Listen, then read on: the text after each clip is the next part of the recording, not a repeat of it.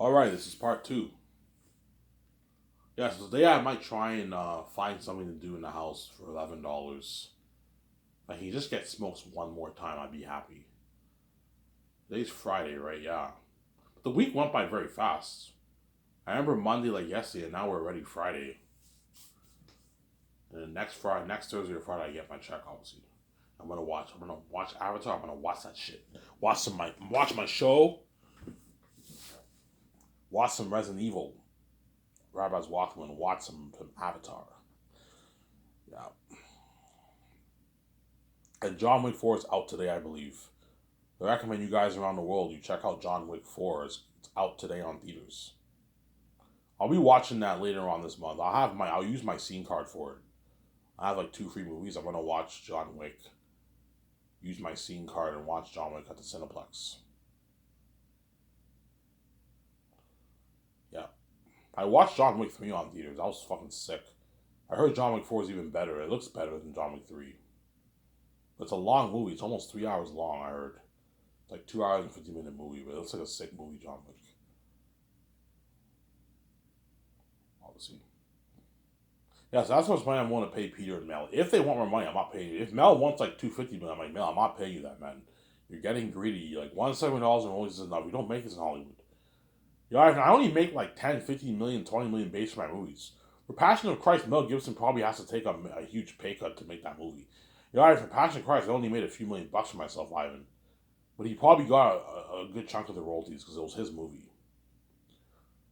Because Passion of Christ was made through Mel Gibson's production company.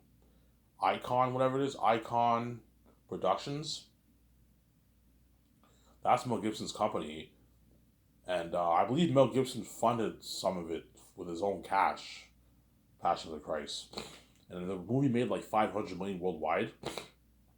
And Mel Gibson probably took some of that money for himself. That's probably what built his net worth, obviously. So for Passion of Christ, Mel Gibson probably has a deal where he takes a percentage of the gross sales or something like that. Because his base is probably very small. Chances are the sequel's made for maybe $50 million. Mel Gibson paid himself a small little salary. That way he can afford to pay the others their salary. Jim Caviezel, his salary, all those guys, their salary, obviously. So I'm saying, huh? Jim Caviezel probably made $1 million for Passion of Christ. Around there, yeah. And Mel Gibson probably made a few $1,000,000. Because it was a small $30 million budget. You have to pay the crew and you have to pay the actors. The actors in that movie all got shitty money. They probably got like $150,000 for the movie. Those actors, they all got shitty money. And Jim probably got about $1,000,000 for the movie because he was a main character, obviously. Sarah.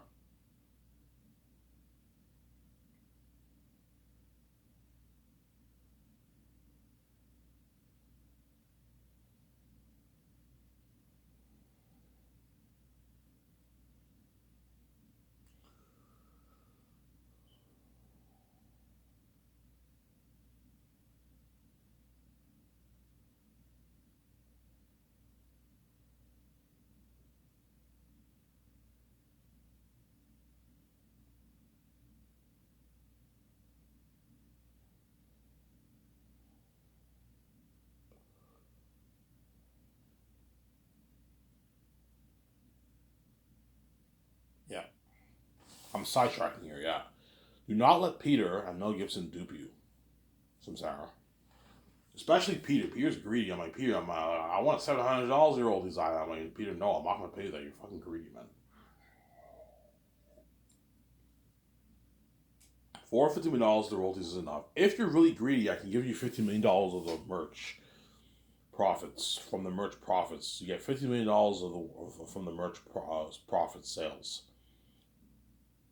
and you get $450 of the movie sales. The movie, not the movie sales, of the profit from the profits of the movie sales. That's my final offer. It's a deal. I mean, yeah, I gave you a good deal, obviously. If you don't like it, you're more than welcome to work in Hollywood and make less money and be a dirty slave. And work in a shitty 100. Yeah, I'm giving you $1,200,000,000, Peter and Mel. Hollywood will never give you this kind of money. They're going to give you like $100 million for your movie. Still a massive budget, but it's not $1,200,000,000. It's nothing compared to that, Sarah. You know what I'm saying? Yeah. Today I'll talk about Mel because I talked about Peter yesterday, obviously.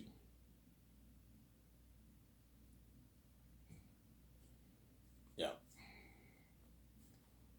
So I interviewed Mel and Peter, and I asked them questions, and I sent him back home. I partied up with him. I sent him back home. A couple, you know what I'm saying? A couple days later, their agents get the call. One gets the bad news, the other gets the good news. Peter gets the bad news. Yeah, sorry, Peter. Ivan chose Mel. Peter's all pissed. Fuck, man, I want to direct this movie, you know what I'm saying? Mel's all hot, jumping. Oh my god, I'm going to be directing Ivan's movie. You chose me, Ivan? You chose me over the fancy guy, Peter, who did Lord of the Rings? Yeah, I think you're the better man for the job, not him. And Mel's joining for Jordan. I choose Mel over Peter, obviously. Okay, Mel, who is the best assistant director to help you? I'm thinking Guillermo del Toro is the best man to help you. Yeah, Ivan, sign him up. Okay, fine.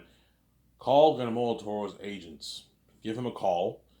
See if he wants to be involved in the movie project, which he will, obviously. And then I'll fly him, Mel, and I'll hire Barry Osborne to be my assistant producer. And hire another person to help my 17 with the calls. Fly all of them on my jet at the same on the same day. You sign Mel to his deal. You guys know how much money I'm going to pay him, obviously. You sign Guillermo del Toro, you sign Barry Osborne, you sign the other person. And after that, and while they come to my office, I'll hire assistants to take their luggages and take their luggage to the hotel rooms. Take their luggages to their hotel rooms, obviously. So, Sarah? Take their luggages to their hotel rooms. But you don't want to have them check in once when they're drunk. No, just have your team book their hotel rooms, obviously, their luxury hotel suites, before they arrive. And then they leave your luggage on a plane. My assistants will take your luggage to the hotel and put all your luggage in your hotel room, obviously. So, Sarah? That way, after the party, you go home. Your luggage is already there. You go in, and what? So when they come back from the party, all you have to do is just tell them their names quickly, and then you can have the assistants come with them if you want and help them out, obviously, because they'll be drunk. And they check into their hotel. Yeah, your hotel's ready for you, Belle. Very awesome. When they go in the hotel, they can pass out and sleep if they want, obviously. So, Sarah?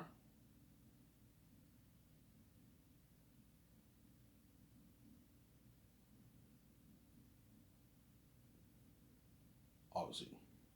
You sign those 4 guys and you take them out to a nice dinner at Boston Pizza. Then you party up at your condo for like 5 hours. And I'll have my team make the calls for good. There's only going to be what, 7, my 7 team, and you have 4, that's 11, and me, he gets 13. 13 people, you don't need to buy 20 bottles. Get a good 20 bottles of liquor. 20 bottles of liquor for us, that's enough for 13 people, obviously. Get 20 bottles of liquor, that's enough for us. Get 20 bottles of liquor, that's enough for all of us. Which for the actors, you have to get like 55, 60. You're looking at like 20, 23 people. Because you got to get like a lot of liquor. You want all of them to get drunk. Yeah, get 20, 22 bottles of liquor. Get like 13 Cuban cigars. We have a Cuban cigar. We smoke the Cuban cigar. I'm going to see Mel and all smoking a Cuban cigar. And we give a toast. Like, cheers, guys. We're going to be the movie stardom, guys. We're going to be success. Are you guys ready to go on this journey with me? Are you ready to go on this journey with me, Mel? Every time we're going to be devils. I'm ready, Ivan. Yeah, you're going to be directing devils, obviously. Are you ready to get a Molitor? I'm ready, Ivan. Are you ready, Barry? I'm ready. Are you ready, the other person? I'm ready, then. Team, are you ready? I'm ready, Ivan. We're ready, Ivan. VJ, sweetie, are you ready? I'm ready, Ivan. We give a toast. Obviously.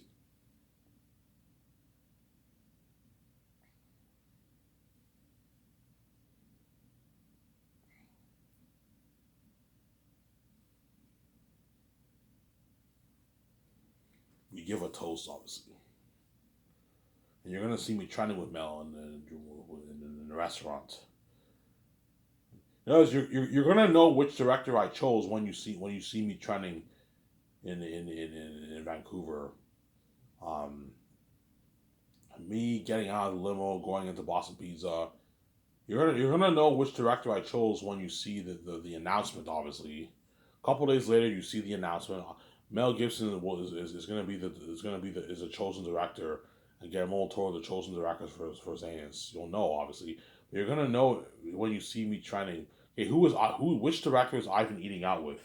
If you see him eating out with Peter, that means I chose Peter. If you see me eating out with Mel, that means I chose Mel. If you see me eating with Peter and Mel, that means I flew them in for the questions, but I did not make my choice yet. But if you see me with just one of those guys, you will know which director I chose.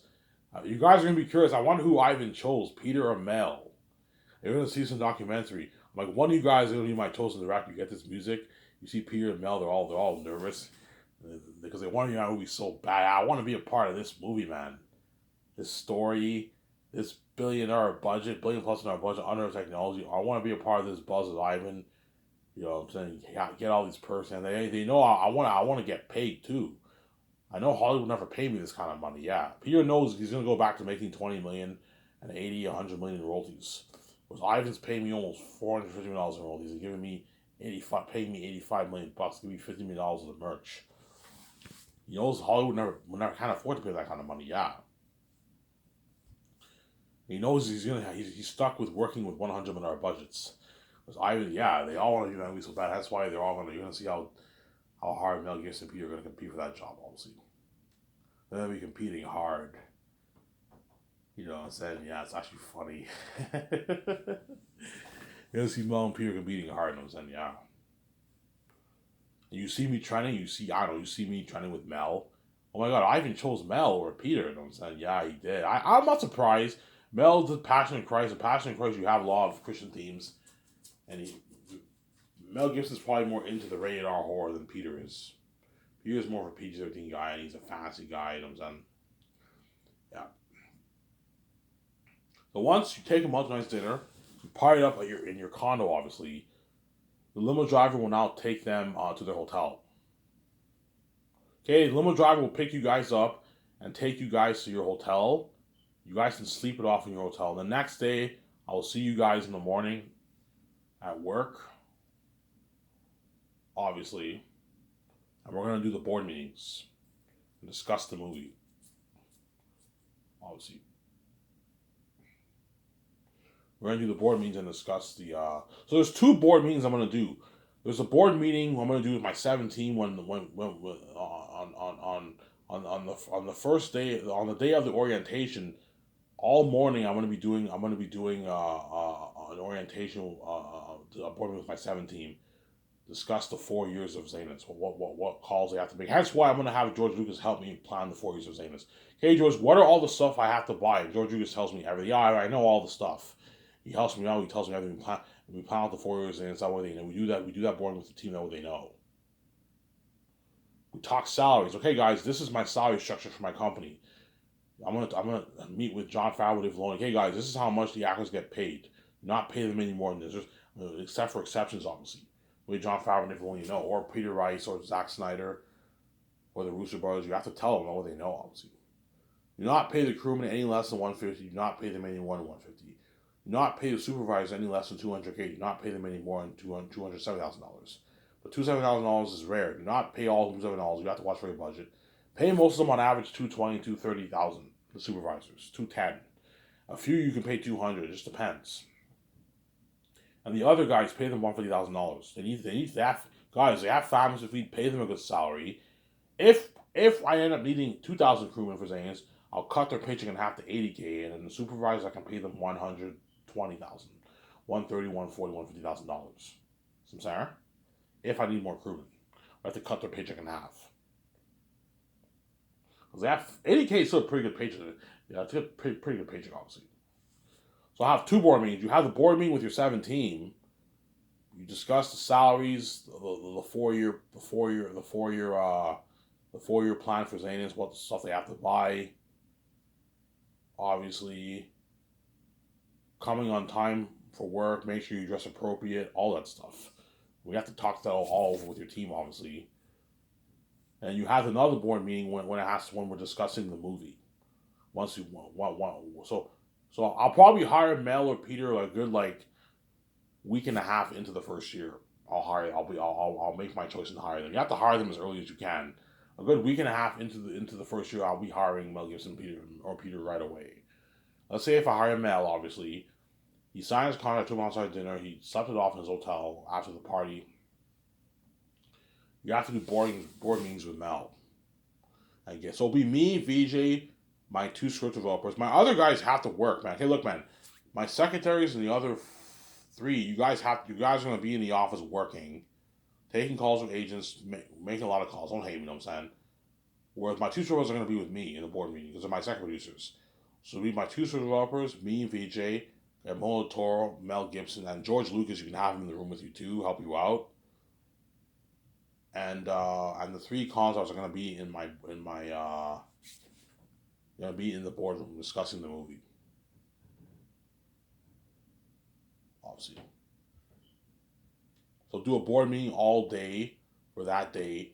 We only need to do a board meeting for one day, and that's it. And then after the next day, we start work right away. I'm gonna talk about the movie, obviously. Yeah, I'm signing with Amazon, releasing on 4K Blu-ray. Oh, 4K Blu-ray, Ivan. I'm like, yeah, holy shit, 4K Blu-ray is top notch, Ivan. Well, I guess we'll tell me that it was then, yeah. I'm selling in a box set. I'm not going to release them year by year. I want the movie to be a long movie, a good 11 and a half, 12-hour movie. Yeah, we don't have to worry about time constraints because we're releasing on 4K Blu-ray. Yes, that's the good thing about 4K Blu-ray. We don't have to worry about the movie being too long. So if you release it on theaters, the theaters will tell us to cut down our time, our run time. But because I'm not releasing on theaters, I'm releasing on 4K Blu-ray. I don't have to worry about that. We just burn it onto the 4K Blu-ray disc, and then you guys can watch it at home, obviously. Sarah? I show Mel Gibson the pictures of the world.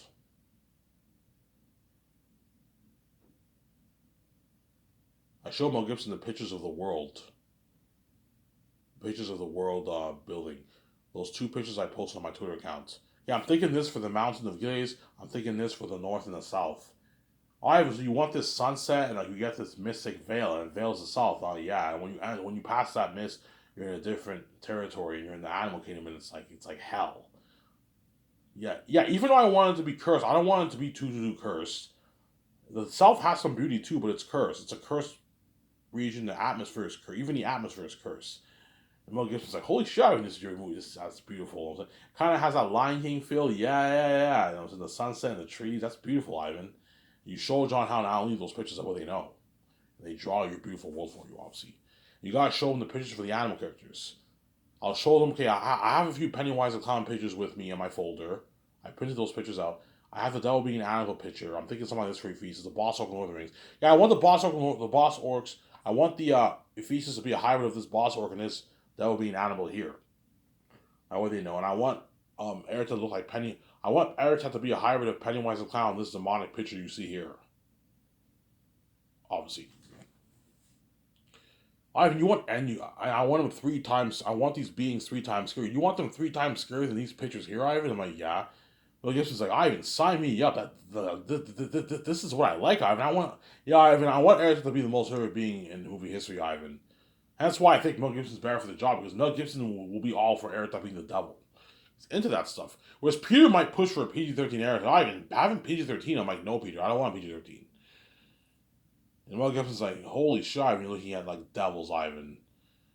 And he'll ask me, because during the board meeting, Mel Gibson will ask me, Ivan, how much money are you giving me for the movie?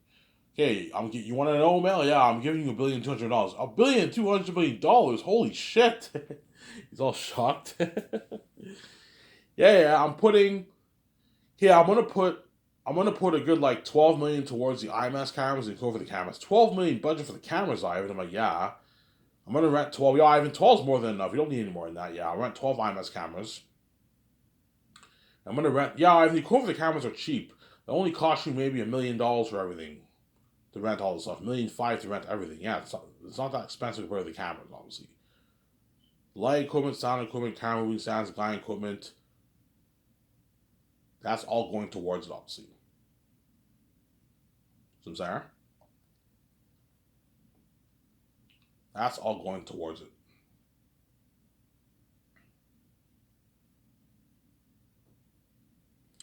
That's all going towards it, obviously.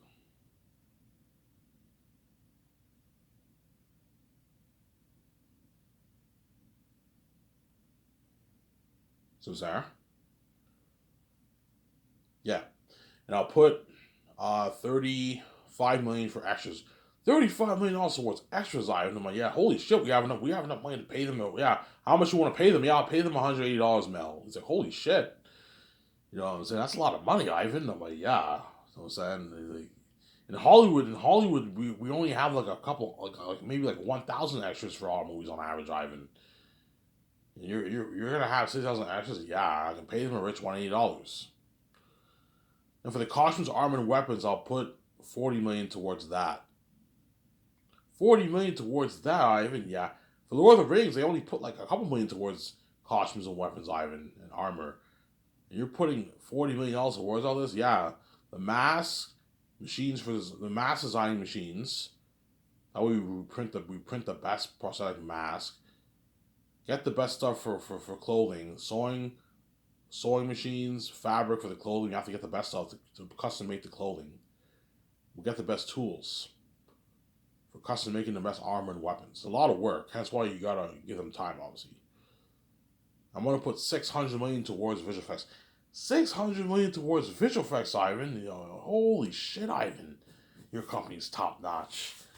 You know what I'm saying? He's all shocked. Yeah, I'm saying, because he's looking at a lot of money towards a movie, obviously.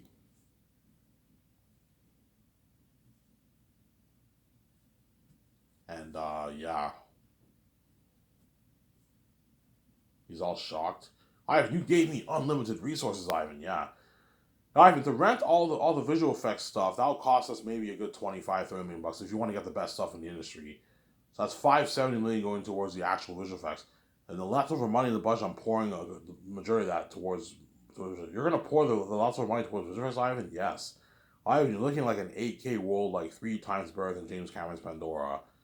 You're looking at action sequences that will blow Gladiator, Lord of the Rings, and My Braveheart out of the water. And you're looking at horror that will make my Passion of Christ movie look PG. He'll tell me that. Alright, if you thought Passion of Christ was scary with Satan in the beginning in the Garden with Jesus and those demons that you saw in the movie, like Arata will make them look PG.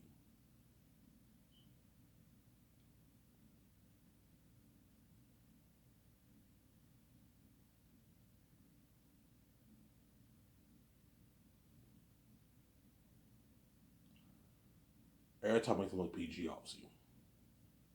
That's why Mel is very good for Zayas. Because guaranteed will tell me, yeah, Ivan, I see the South kind of a symbolism of hell. Yeah, even though I want the South to be like a symbolism of hell, obviously, I don't want it to look like completely cursed, like completely cursed. It has some beauty, but it's cursed. Like this picture you see here, I was just saying, yeah. I want the mountains of Gilead to look beautiful, obviously, but it's cursed. It's a cursed atmosphere. So you're thinking this green, yeah, it's a green mossy like this, except it's cursed. There's mosquitoes that bite the people. You know what I'm saying? So the South has beauty, obviously, but it's cursed. It's not the same thing as the North. The North is holy terrain. The South is cursed. Obviously, that way Mel Gibson knows. Obviously, and that's what we're gonna talk about in the board meeting. We have to also give Mel and the note. Me and VJ have to give Mel our notes that we took. They go over the notes. We go over all the notes. We go over all my notes. Okay, we need to go over all our notes all day. We gotta discuss this, man. We go over all our notes. So in the morning we discuss it, and everyone has lunch. And we discuss the rest in the afternoon, and the next day that's when everyone officially starts work. Guillermo Toro will help my 17 with the calls. I can have Guillermo Toro be with me in the office twice a week, helping me with the script if you want. You can have him be your co-writer if you want for the movie. And 3 days a week he does the business calls. You can do that if you want.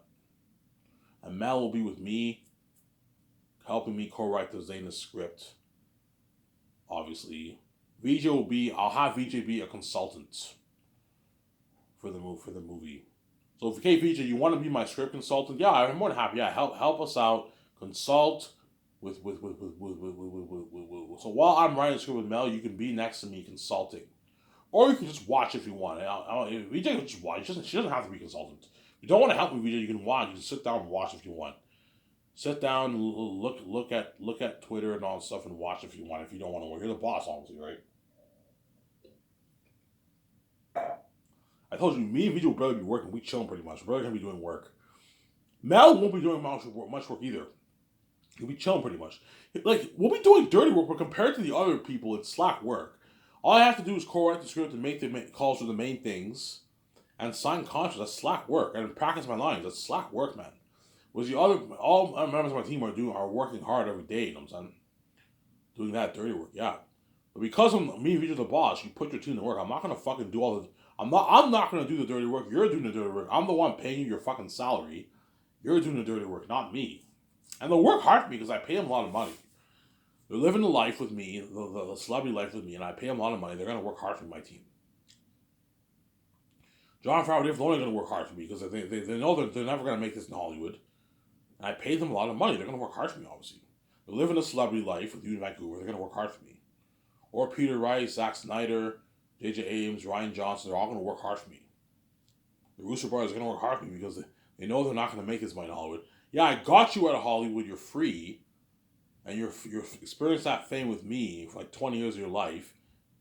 You're the lucky chosen. They're gonna work hard. They don't want to be left behind. Obviously, they know. If we slack off, Ivan can fire us. Yes, I can fire your ass, man. If you slack off, man.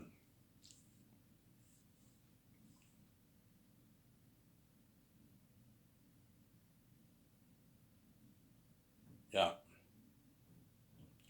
So me and Mel work on the script from 9 to 12 every morning. And we get two 50-minute breaks. So me, Mel, and my two script brothers are going to help me with the script. Either one or two of my script brothers. It just depends who I hire. If I hire Peter Rice and Jon Favreau, I'll have Jon help me with the script. And Peter Rice, you can have him do business calls. Because Peter Rice is not a creative guy. Because I might hire one creative and one business guy for my script developers. Or I might hire two creative guys and two creative and business guys. But chances are I'm going to hire the guys who are creative and have business experience. So your two script developers are going to help me and Pete, me and Mel with the writing the script. And Guillermo Toro, you can have him help you out like twice a week. That way you can have him co-write your script if you want. Help you co-write the script. That way he's familiar with your script. And then the other guys are handling business calls and calls from agents, calls from businesses, and all that stuff. And what? And then 12 o'clock, everyone eats lunch. So Lemon Driver will take Mel, Guillermo Toro, Barry Osborne, the other producer, and the console artist and George to the buffet restaurant. That's where they're going to eat their food. Sometimes me and my team will join them in the buffet restaurant and we'll eat with them, obviously. But we're not covered. We have to pay with our own money for the buffet. So sometimes, okay, yeah, I'll join you guys. I'll go out to the same restaurant with you guys and have a buffet with you guys. Sometimes I'll do that. But most of the time, I'm probably just going to go to some fast food restaurant nearby. And then I'm going to go to some fast food restaurant nearby. And I go to maybe Wendy's. So I'm going to go to Subway a lot because Subway's healthy.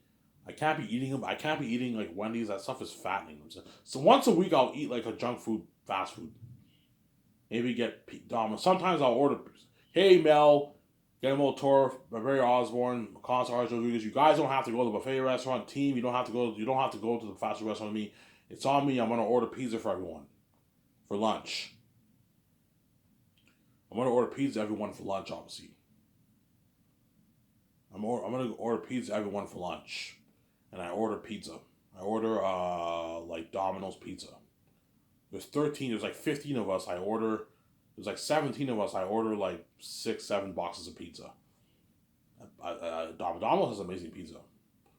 And yeah, I'll do that sometimes, obviously.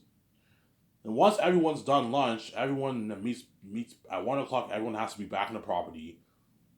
And then Mel Gibson will do the concert arts with me. It'll be me, Guillermo Toro, Mel Gibson, George Lucas, VJ, and my two script developers. Jon Favreau, Dave Filoni, or Peter Rice and James Gunn. I highly doubt I'm gonna hire him. He's with DC. Peter Rice and J.J. Abrams or Zack Snyder, they're gonna be in the room with me, or the Russo brothers are gonna be in the room with me doing the concepts for the movie. So we're gonna discuss the world building and the demonic characters of Aratat. I don't know. Let's say if I hire the Russo brothers, they're gonna tell me, yeah, Ivan. If you thought Thanos, they're gonna tell me, Ivan. I worked on Avengers, and like you look like they had unheard of technology for Thanos, Ivan. Like Aertel would make Thanos look good, man. Yeah, yeah. And Thanos was freaky. He wasn't scary, but he was a very formidable opponent. Aertel would make him look good. Yeah, man, this one's scary. Percent, yeah. And Avengers Endgame was made for $350 million. You got to move like they probably put maybe 70 million towards visual effects for that. You got to move it like that, and a lot of that money went towards paying the cast. The cast for the Avengers movies made a lot of money, and the crewmen obviously, yeah. And you got to move it like that. Infinity War was made for like $360 million. And you got to move it like that. That's why Zane's will blow moves out of the water. Don't hate me. Don't hate me, Marvel. I'm saying, yeah.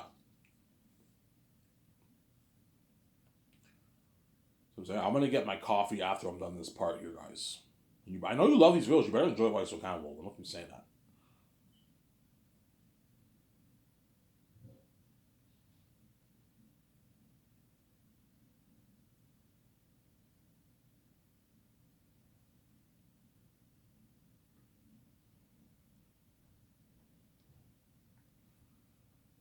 Yeah, we're gonna do the concept arts in the afternoon. Discuss the world building and the demonic characters. So Eratad, Ephesus, Morale, Faful, Bassmasters, all the crows and the eagles, the jaguars. I want you guys drawing pictures for the jaguars, the mosquitoes. Yeah, the mosquitoes are about the size of your hand. They're big mosquitoes. The snakes, the wild snakes, obviously, and you have the wild crows too that roam around in the valley, in the Blood Valley, obviously. You have Aratat's crows. Yeah, I want Aratat's crows to be a bit bigger than the wild crows. That way you have a distinction, obviously. Aratat's crows are slightly bigger than the wild crows. The wild crows are average normal size, but they're a bit bigger than the average size, but they can kill people, obviously. Aratat's crows are pretty big crows. Don't have them be as big as the eagles in Lord of the Rings. No, they're much smaller than that. They're not as big as a human being, but they're big crows. They can kill humans, obviously. I'm sorry. That way, John Howe and all of them know, and they're devil crows too. So they have this evil facial appearance and they talk. That's looking at me. Mel's like, Ivan, you want Aratat's spies to talk? Yeah, they talk in the book. Ivan, that's cool. Look at an amazing movie, Ivan. Yeah, the Aratat's spies, they talk. You know what I'm saying? The spies of the South. Yeah, it's an amazing movie. Yeah. Mel Gibson's like, Ivan, you're looking at an amazing movie, man. You know, I think this will top Lord of the Rings. Yeah, it will top Lord of the Rings. You know what I'm saying? Yeah, we do concert watch for 3.5 hours. We get 2 minute breaks in the afternoon. Now, at 5 o'clock, everybody's done work. And they go home, and all I ask Mel is, okay, when you go home, I want you taking your notes with Guillermo del Toro. You can have George Lucas help you. Take your notes for what you're down to say. That way you're prepared for the movie, you don't wing it. And after that, you're free for the rest of the day. You can go to the bar, see what theaters, have a good time. Check my camera.